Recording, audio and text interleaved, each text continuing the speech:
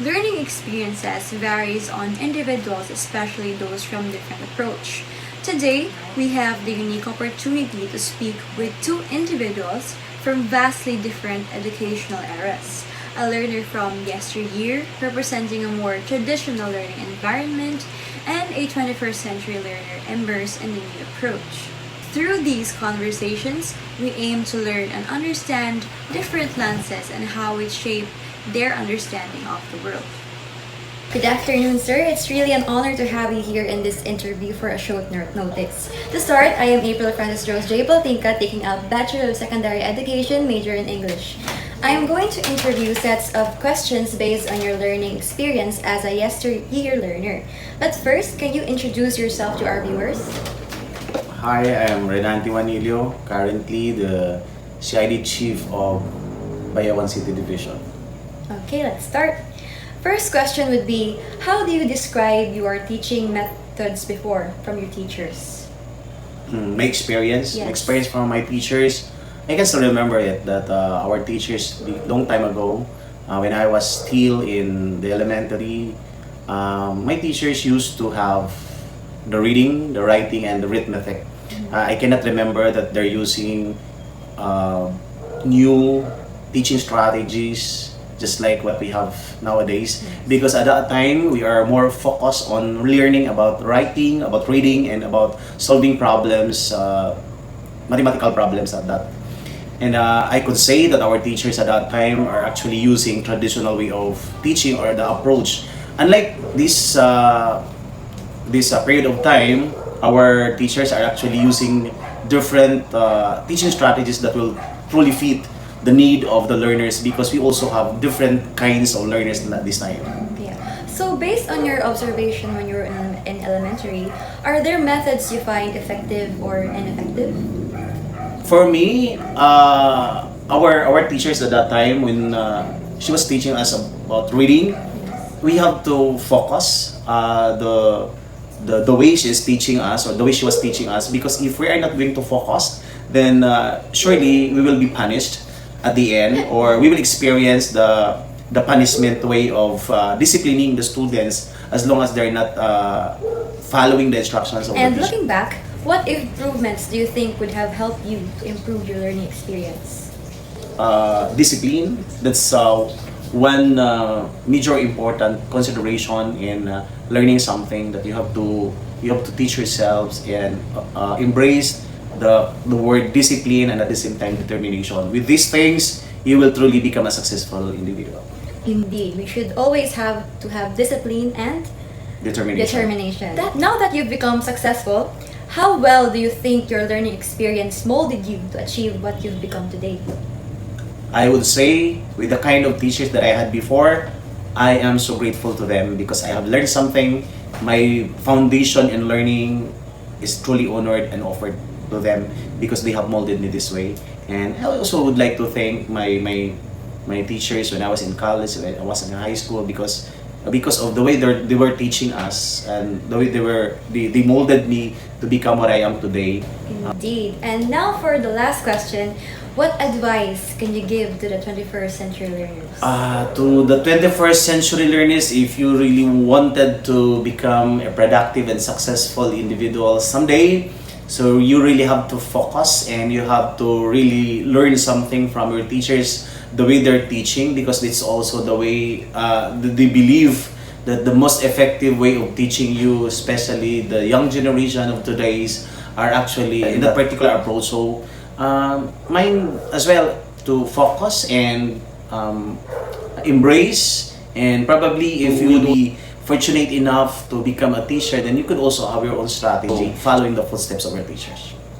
Okay, all right. What a conversation. Thank you for sharing your time and insights with us, Dr. Randy Manilio. It is truly an eye-opener for us to know your personal learning experiences as a yesteryear learner. Thank you once again. Yeah, welcome. Good afternoon, ma'am. I am going to interview sets of questions based on your learning as a 21st century learner. But first, can you introduce yourself to our viewers? Okay, good. Thank you for that. Good afternoon also. So, by the way, I am Miss Mary Vicropilio. I am 24 years old and I'm a product of the 21st century graduates. Okay, hello, Miss Marivic Rapilio. Alright, let's start. First question would be, how do you describe the teaching methods now?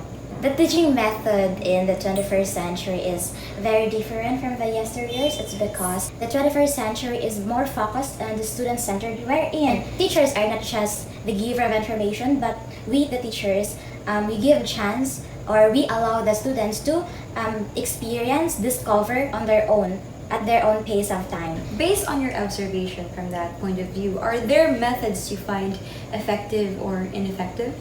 For me, with my observations way back in my college years, I can really say that as teacher, no, you have to really apply differentiated strategies. It's because there are varied learning styles among students. Also, with the help of the technologies, of course, that's very evident nowadays that technologies is very rampant. Yes. Students can rely on the technologies, but they should not rely on it too much, because that will make the students lazy. Compared to the yesteryears, what improvements do you think would have helped you to improve your learning experience in terms of technological advances? There are a lot of benefits and advantages we can have or we can get from the advancement of technologies, but just like what I've said a while ago, that we students or the students in the 21st century should not be too dependent on it, because despite having those a lot of advantages, it has also disadvantages on its own. So for example, having the AI right now, right? Most of the students will just look for the answers of their activities, of their assignments on the AI. In fact, the AI is very helpful if you will just use it as a guide. Okay, for the next question, how well do you think your learning experience would help you to achieve your future goals? Like, for example, how teachers now is treating their classes or students with their own pace, or with their different styles of teaching, different strategies. How well do you think these learning experiences would help you to achieve your future goals? I think those learnings that I've gained way back in my college and high school time was very helpful for me, because it really helped me grow, not just mentally, emotionally, but also it allows me to grow independently and being a goal-driven. Like, you know, when your teachers allow you to experiment things, allow you to do hands-on on a different aspect in the classroom setting, it will really broaden your mind. It will really enhance your cognitive ability. Okay, for your last question, as a 21st century learner, does having technological advances today help you throughout your journey? Yes, of course. So with the use of technologies, it really lessened the time of preparation. And in today's generation, technology is very, very helpful in our day-to-day life.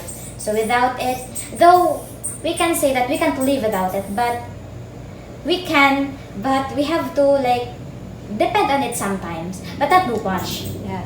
Okay. So it's very important to have this strict boundaries of using technology, and also having self-constraint Yes. using those. Yeah, there should be limitation Yeah, of using of the course. technologies. Okay, well, alright. What a conversation, ma'am. Thank you for sharing your time and your insights with us. Thank you. I hope I have answered your question. Yes. Thank you so much. Thank you. Education truly is timeless despite the huge difference in teaching methods. Traditional approach was more focused on output despite having limited resources. Learner-centered approach, on the other hand, promotes autonomy in learning. Upon knowing both of the individual from different era, in terms of education, despite having different environment, they both have a common goal, and that is to succeed. Once again, I am April Francis Rose J. Pultinka. Thank you, and I hope this video gave you a valuable lesson.